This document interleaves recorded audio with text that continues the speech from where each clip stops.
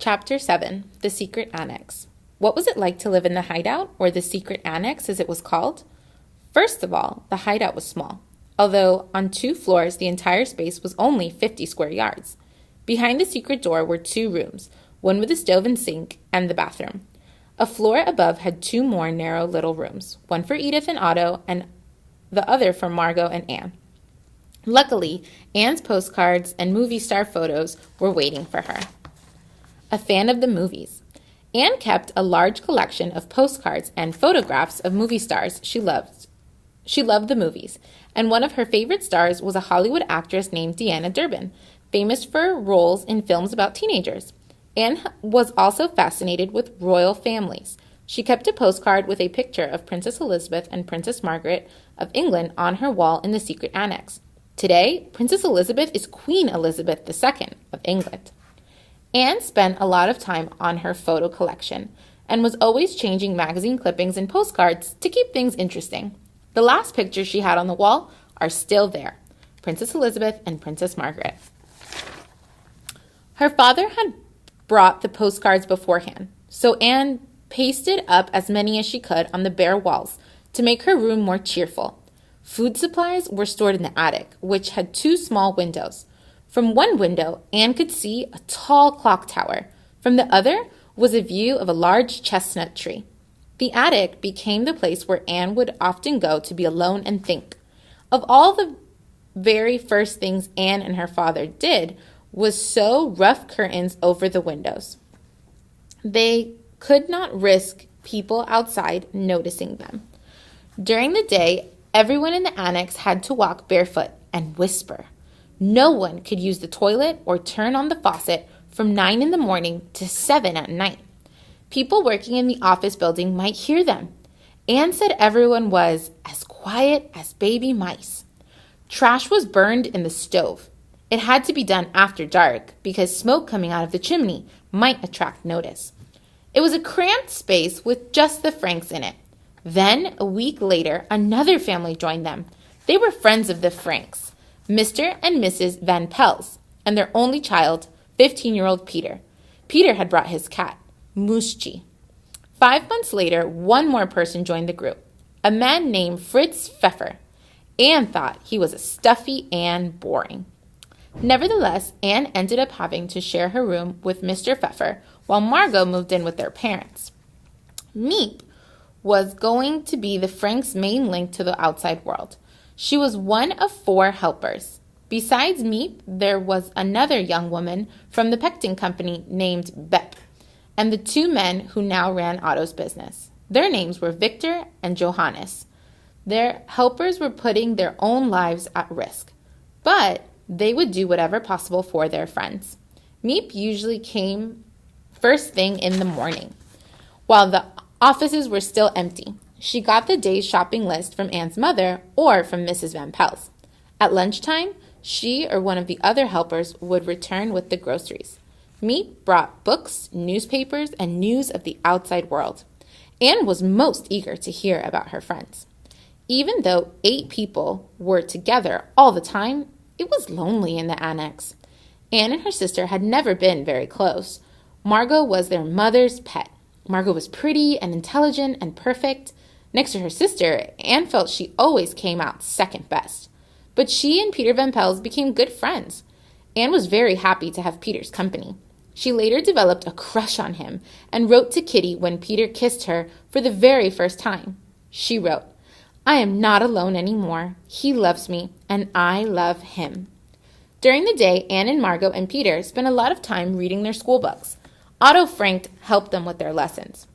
There was history, literature, foreign languages, geography, and math. Anne still hated math, but she wanted to keep up with her class. So did Margot and Peter. They hoped to return to school very shortly. Later on, they taught themselves shorthand, which is a type of speed writing. With so many people packed into the secret annex, quarrels broke out. It surprised Anne that the grown-ups argued so much. Of course, sometimes the arguments were about Anne. Peter's parents thought Anne was spoiled. So did Mr. Pfeffer. Edith Frank argued with her younger daughter more than ever. But even if they were boiling mad at one another, nobody could yell or make a scene. It was too dangerous. At night, sometimes everyone in the annex went downstairs to the empty offices. It wasn't the same as going outdoors, but still, Anne could peek out the window and catch sight of people walking on the street. It was at night, however, that she sometimes felt saddest. She would think about all the things she had lost. Her friends, her cat, the feel of sunlight on her skin, the smell of grass and flowers. Anne would pour out her troubles in her diary. She also started writing stories about life in the annex, stories about her childhood, and even fairy tales that she made up. Days turned into weeks. Weeks turned into months. Winter came. Anne had been living in the secret annex for 6 months. Now it was dark out by 4:30 every afternoon. No lights could be turned on. They might attract attention. To pass the time, Anne and the others told riddles or talked about books they'd read. They even tried to exercise in the dark. The boredom was terrible, but being bored was not as bad as the fear of being found. One day, there was a knock on the door to the secret annex. Was it Nazi soldiers? Was everyone going to be arrested? No. Thank goodness. It was only one of their helpers. He told them that a carpenter was at work nearby in the offices and not to worry. Another time, Peter dropped an enormous 50-pound sack of beans. The sack opened and beans and more beans clattered everywhere. Anne thought it was funny. She was up to her ankles in beans. But making any kind of racket was very risky. At night, the loud sound of airplanes could be heard. Anne knew that the planes were Allied planes. They were on their way to bomb towns in Germany. The tide of war had turned against Hitler. Anne's hope was that Germany would surrender soon. Still, the noise of the planes frightened her. She would run to her father for comfort. He was the only person in the family who never scolded her. He was always ready to comfort her. By spring of 1943, food was scarce in the Netherlands. It became harder and harder for Miep and the others to help bring supplies to the annex. A year had come and gone. Every page in Anne's diary was filled, but Miep brought more pages so Anne can continue to write to Kitty. What Anne spent time writing about changed. She had become more serious. Her thoughts were often on the war. What, oh what, is the use of the war? Why can't people live peacefully together? She asked Kitty. Anne herself was changing. She was turning into a young woman. On a wall in her parents' room were little marks that recorded the girl's height. Anne had grown more than 5 inches.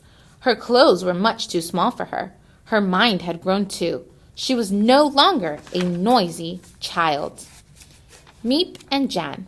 More than anything, Anne wanted Miep and her husband, Jan, to sleep over one night. On their first anniversary, they did. Many years later, Miep wrote a book about the Franks. In it, she described what that night was like. Anne wanted the evening to be like a grand party. She had special menus. Each part of the meal had a fancy name. Miep said she and Jan were treated as if they were movie stars. That night, they were given Anne's room to sleep in. The secret annex was so small, Miep could hear even the smallest sounds, a slipper dropping or someone coughing in bed. Miep came to the secret annex almost every day to see her friends. Jan had been there many times too, but lying there in the dark was different. Miep felt scared. Any little noise startled her.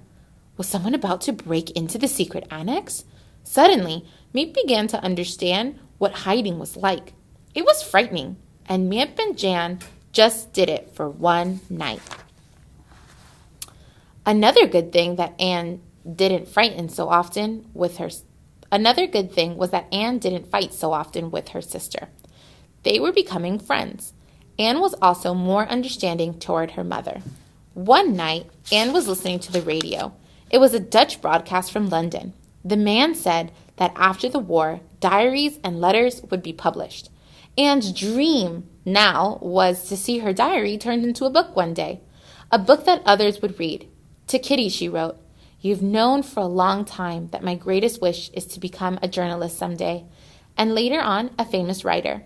I want to publish a book entitled The Secret Annex after the war. Whether I shall succeed or not, I cannot say."